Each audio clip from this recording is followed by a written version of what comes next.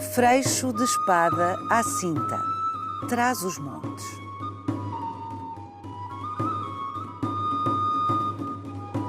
Quando perguntaram a Guerra Junqueiro onde teria gostado de nascer, o poeta foi lapidar. Ou no céu, ou em Freixo de espada à cinta. Guerra Junqueiro nasceu de facto em Freixo de espada à cinta e foi daqui que partiu para falar de imaginação e liberdade ao Portugal de finais do século XIX e inícios do XX. Como todos sabemos, dizer para lá de Freixo de espada à cinta significa dizer longe, muito longe. No nordeste do território português, para cá dos maciços montanhosos do Gerês, da Cabreira, de Padrela, de Alvão e Marão, Freixo de espada à cinta, como escreveu Santana Dionísio, foi, durante 8 séculos, um dos escudos mais seguros e mais baratos na longa linha de fronteira com as Espanhas.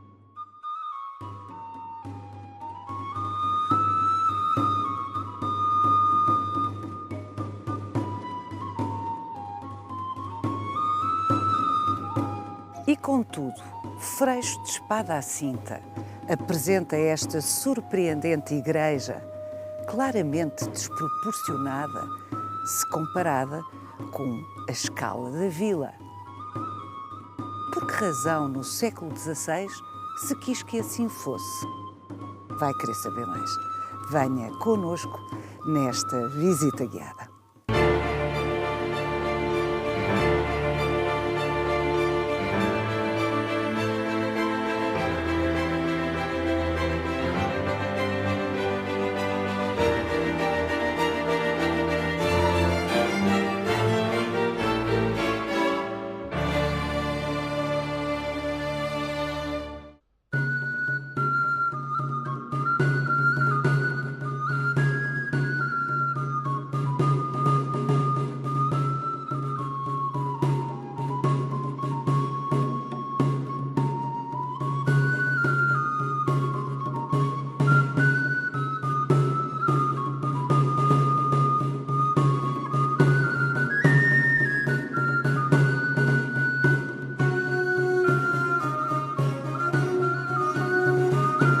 Jorge Duarte, freixenista, é assim que se diz, não é? É mesmo assim que se diz. Freixenista. Freixenista. E investigador, por sua conta e risco, há muitos anos, sobre Freixo de espada à cinta. O Jorge é provavelmente a pessoa indicada para nos explicar a origem deste nome. Freixo, porquê? Porque esta zona teria o freixo como árvore em maior número. Espada à cinta, reza a lenda que Dom Dinis, depois de cansado de uma batalha, parou junto ao freixo que existe junto à Igreja Matriz e à Torre, aí pendurou a sua espada e adormeceu à sombra. E durante o seu sonho, o espírito do freixo segredou-lhe de como havia de resolver os problemas do reino. E quando acordou com as soluções para o problema do seu reino, Dom Dinis mandou repovoar Freixo de espada à cinta. Repovoar porquê? Repovoar. Porque o primeiro foral de Freixo é de Dom Afonso Henriques, muito anterior. O Dom Afonso Henriques, para dar um foral a uma terra, é lógico que essa terra já tinha que ter população. Agora, é normal que Freixo tenha perdido alguma população. O castelo devia estar quase em ruínas, porque era de pedra vã, pedra solta, e o Dom Dinis mandou reconstruir e repovoar a vila de Freixo de espada à cinta.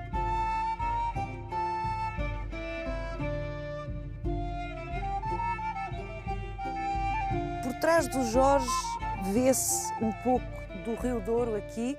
Do lado de lá desta língua de rio que aqui vemos, são terras de Espanha. Freixo de Espada à Cinta, não é preciso dizer mais nada, está num dos limites do território português. E de alguma forma a história de Freixo é parecida com a história de muitas outras povoações da raia portuguesa, da longa raia portuguesa. Sim, todas estas zonas são análogas e cada terra depois terá as suas especificidades, como o Freixo teve as suas especificidades. Repare, Freixo é um vale rodeado de montanha. O Douro, em vez de separar, une, porque existiria aqui um ponto de passagem na barca de Vilvestre, existiria outro ponto de passagem na barca de Alva. E eram as pontes do Douro.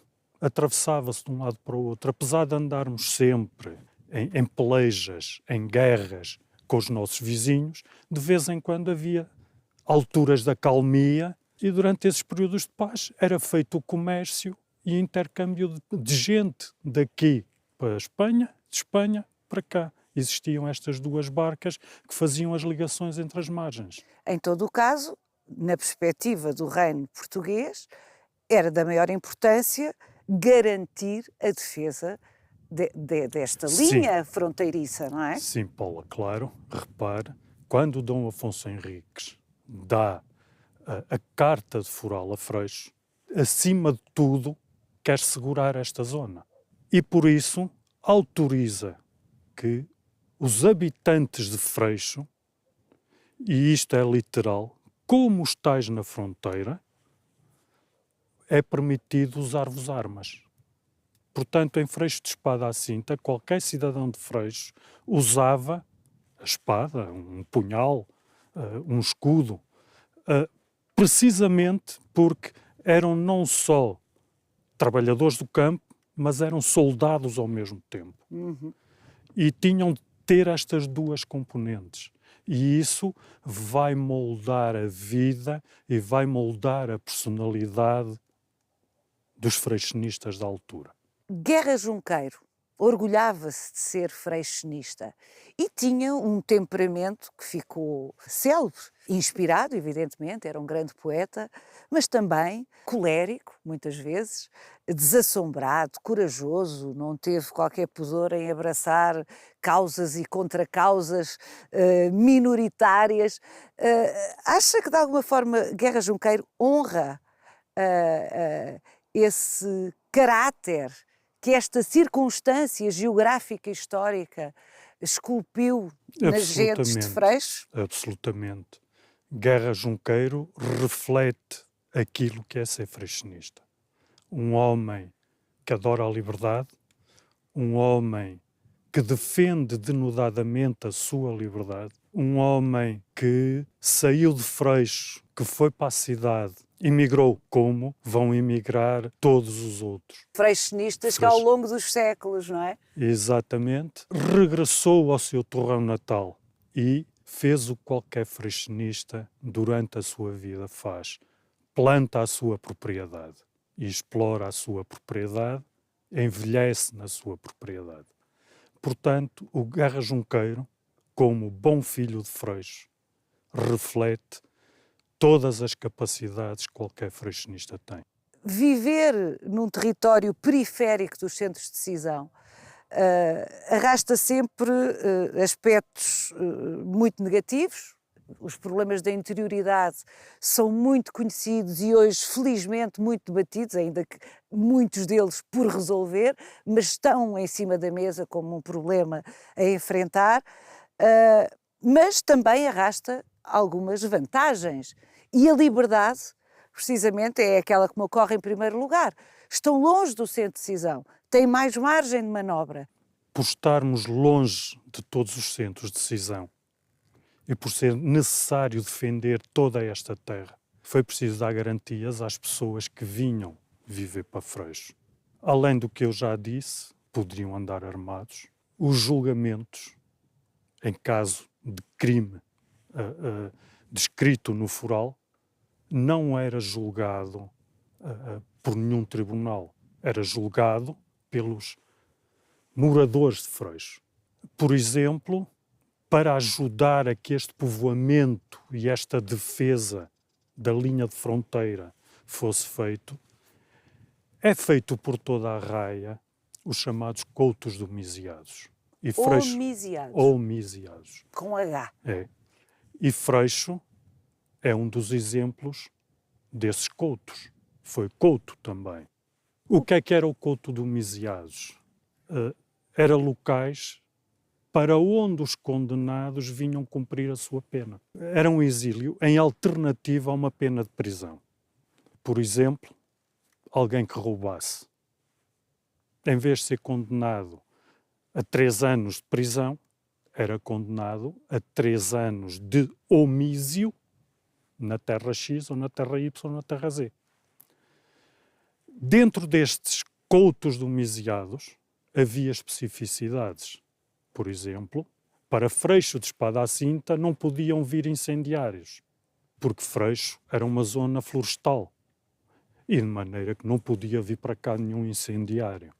Portanto, havia especificidades dentro destes coutos, havia uma linha de demarcação que não era ténue, era bastante vincada sobre quem podia ir para determinados coutos e quem não podia ir de maneira nenhuma para esses coutos. Ao ser fixado em Freixo de Espada à Cinta um couto domisiados, vai fazer com que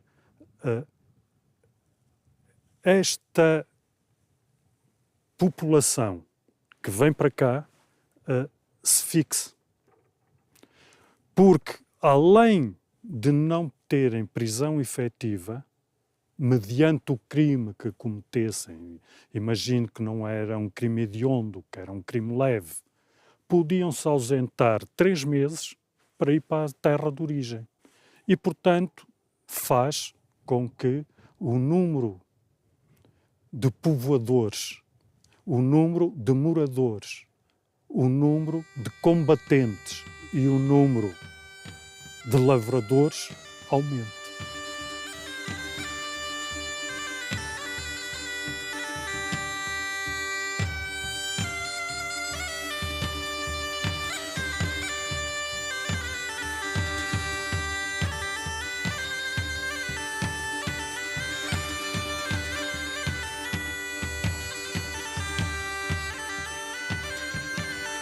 Em Freixo nunca houve senhores. Portanto, Freixo nunca foi uma terra onde houvesse condes, viscondes, barões. Nunca houve. Freixo era, essencialmente, a terra do rei. Aliás, a pena de morte em Freixo só podia ser decretada pelo rei. Está nos forais. Ninguém podia decretar pena de morte em Freixo a não ser o rei. Portanto, era um acordo entre o rei e a dita raia miúda. Exatamente, era isso mesmo.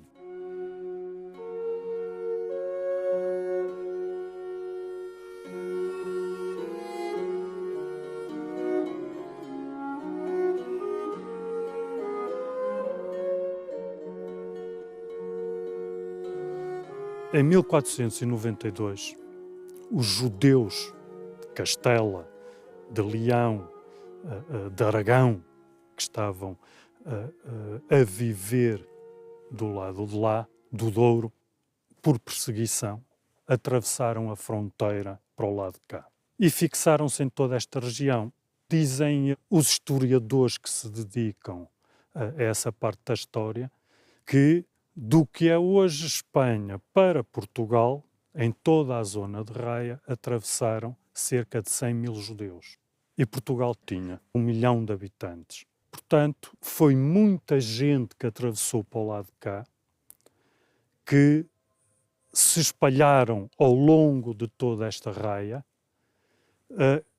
mas em que fizeram que houvesse um boom económico, um boom demográfico, um boom urbanístico.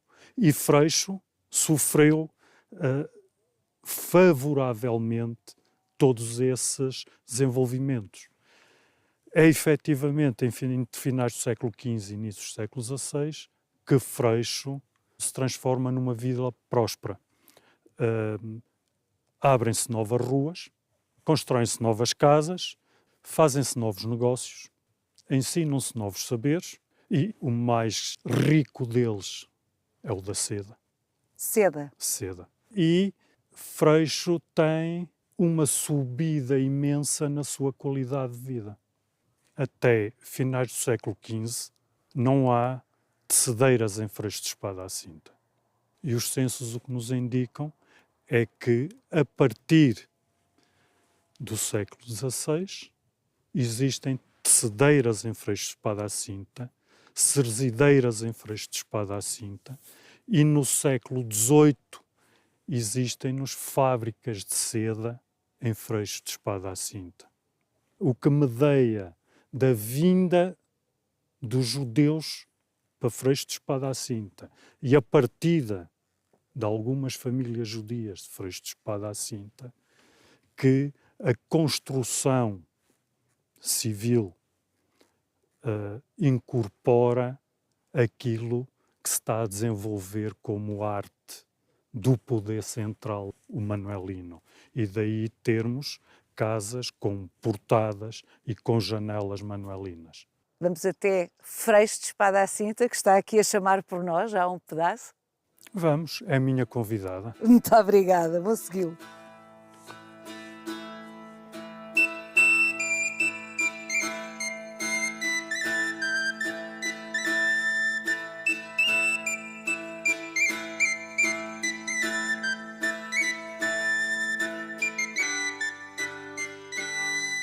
Durante toda a Idade Média e até ao século XIX, este foi o centro nevrálgico da vila de Freixo de Espada à Cinta.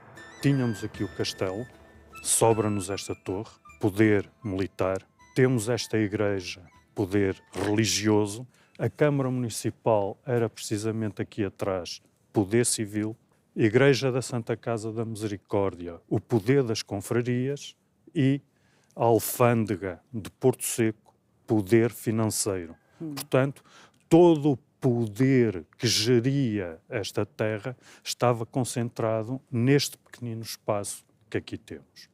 Em 1550, estas igrejas, a Igreja Matriz de Freixo e a Igreja da Misericórdia, já existiam com a feição que lhes vemos hoje.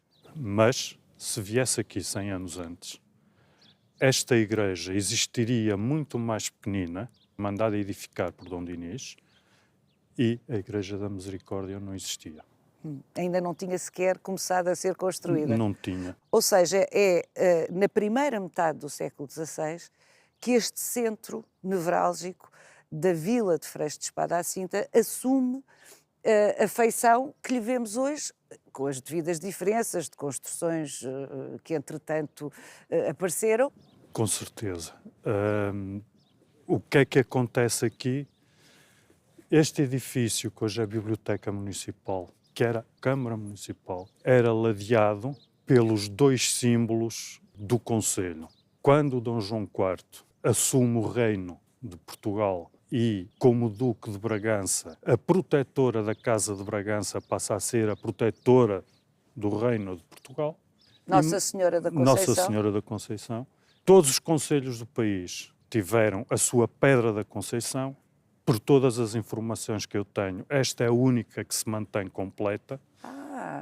E mais ou menos ali na barbearia do Sr. Ernesto Sendim estaria o pelourinho de Freixo de Espada à Cinta, porque os pelourinhos estão sempre ao pé das câmaras e hoje o pelourinho encontra-se em frente à Câmara Municipal.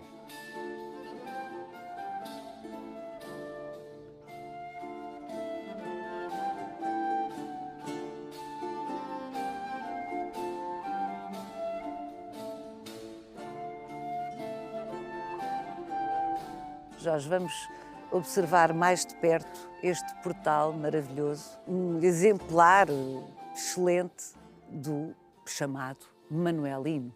Manuelino como Renascimento português. Repare que a grinalda que ornamenta a porta é de flor de amendoeira, o que nos dá a entender que no século XVI a amendoeira já tem uma importância económica e financeira em toda esta região. E por isso a porta principal da igreja de Freixo de Espada à Cinta é ornamentada com flor de amendoeira. Este portal tem ainda outra curiosidade que só os olhos mais atentos veem. que são as duas cabeças de felino que emolduram este arco. Se nós vivêssemos no século XVI, saberíamos exatamente o que é que isto que é que significava. As imagens falavam connosco. Estas imagens falavam connosco. Vamos entrar? Vamos entrar.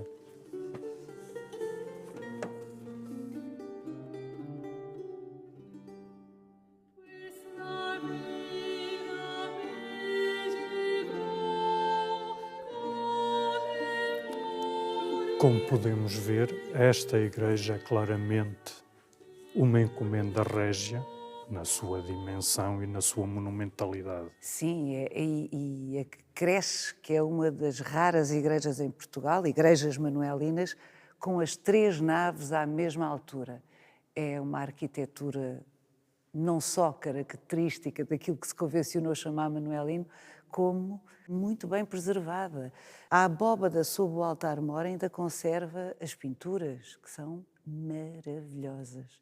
E repare num pormenor, tanto que nos prova que é uma obra régia, que sob o altar-mor tem as esferas armilares e o símbolo de Dom Manuel. Uma igreja dedicada a São Miguel Arcanjo, pintura quinhentista da época sob o altar-mor e escultura da mesma época no altar barroco do século XVIII. Retábulo barroco que foi mandado colocar por um monarca muito posterior, Dom João V. Esta igreja, como todas as igrejas em Portugal, praticamente sofreu sucessivas campanhas de obra. O barroco, evidentemente, século XVIII, está exuberantemente visível nesta talha dourada. Mas o facto é que, não obstante essas intervenções, é o traço manuelino que continua a dominar até hoje. Sim, apesar de todas as obras que esta igreja foi sofrendo, a linguagem predominante é do manuelino. No século XVI, o retábulo era constituído pelas 16 tábuas que hoje temos nas paredes laterais da Capela Mor. Quer acompanhar-me? Claro.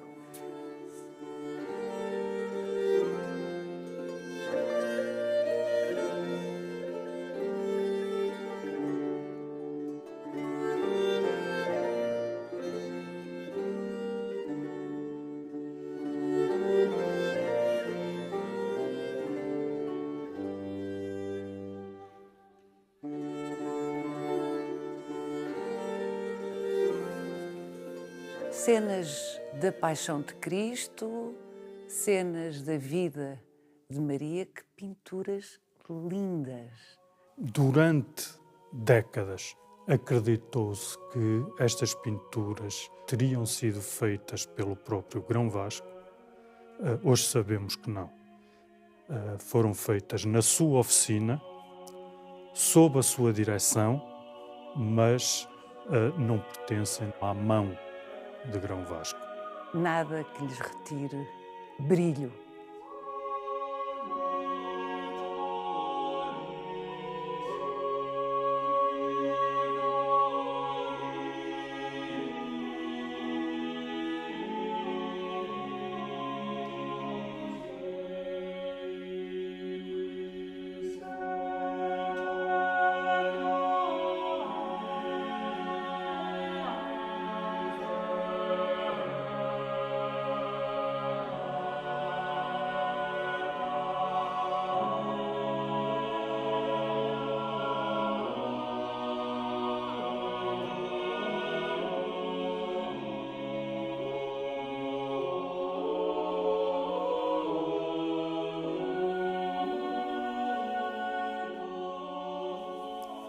Agora, Paula, a título de curiosidade, chamo-lhe a atenção. Engraçado.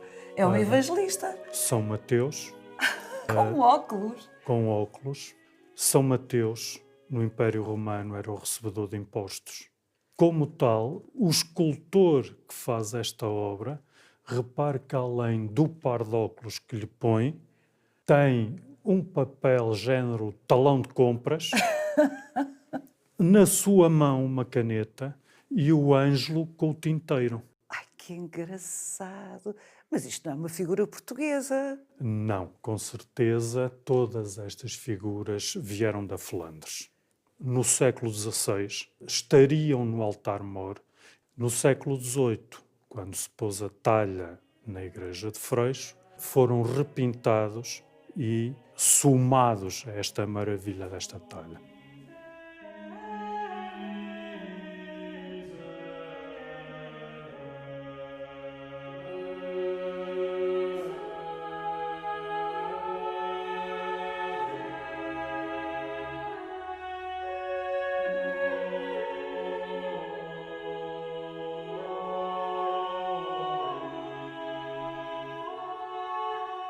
Jorge, tenho que dizer que de todas as coisas bonitas que há em Freixo, de espada à cinta, a moldura desta porta lateral da Igreja Matriz é, para mim, a peça mais extraordinária. Esta peça leva-nos à velha discussão sobre a arquitetura desta igreja. Podemos ter a percepção que esta moldura é de João de Castilho, o arquiteto da corte de Dom Manuel.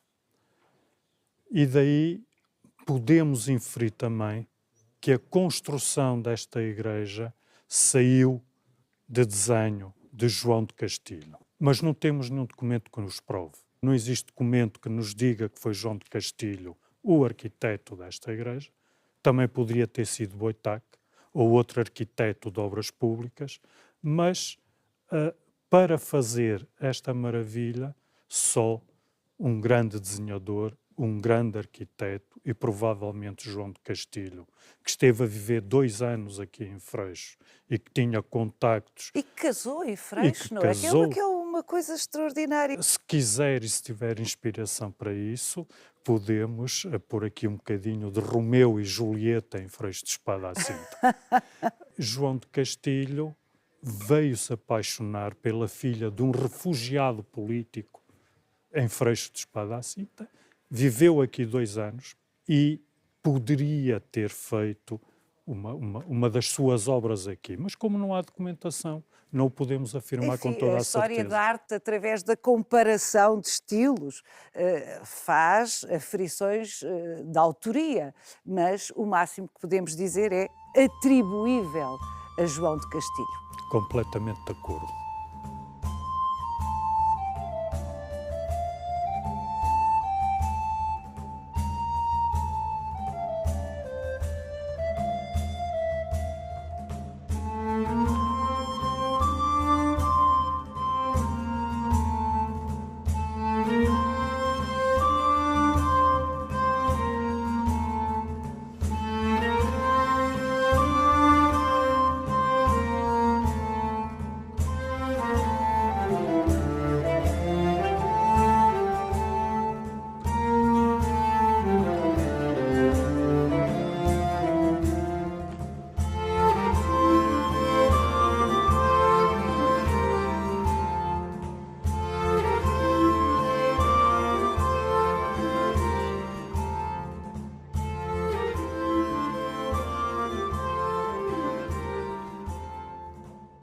Nos anos 30 do século XX, o historiador Reinaldo dos Santos descreveu Freixo de Espada à Cinta como a vila mais manuelina de Portugal.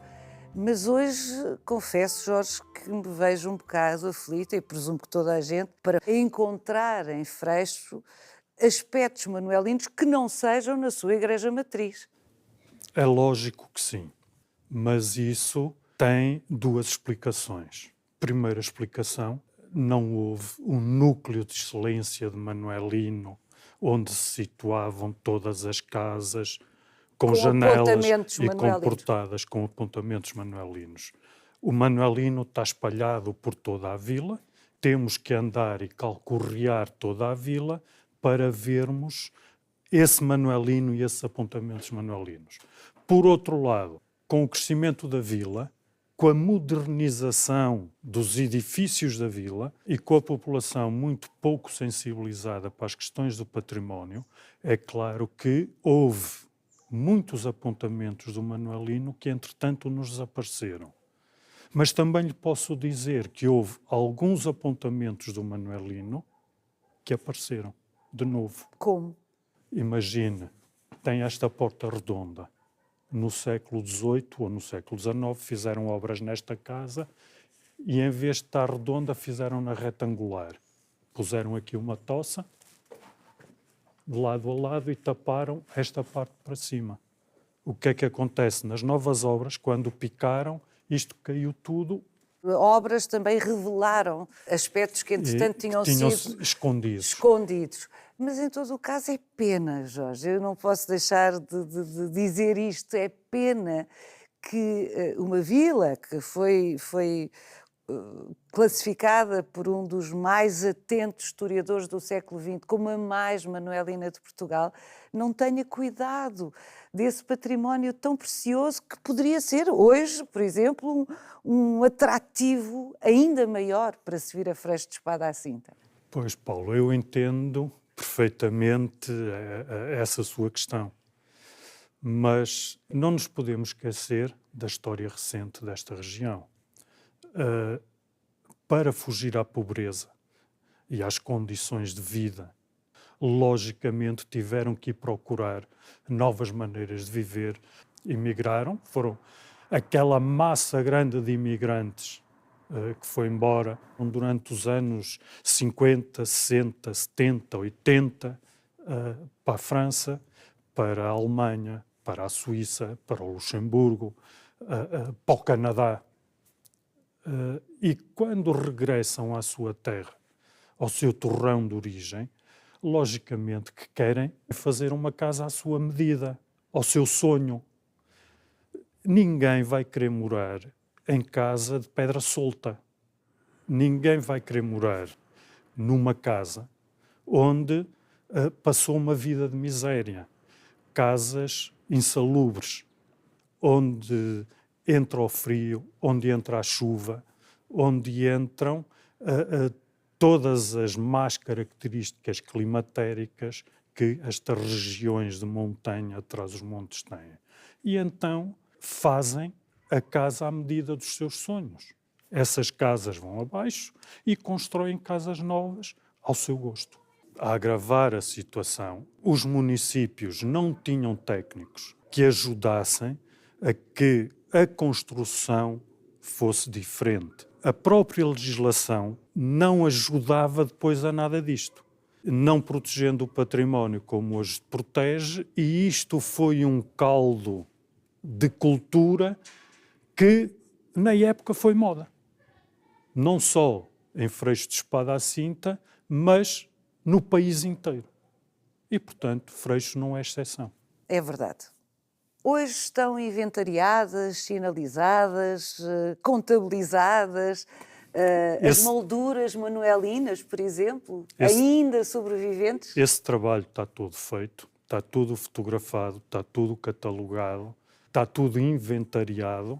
São 101 molduras manuelinas que existem em Freixo de Espada à Cinta, entre portadas e janelas.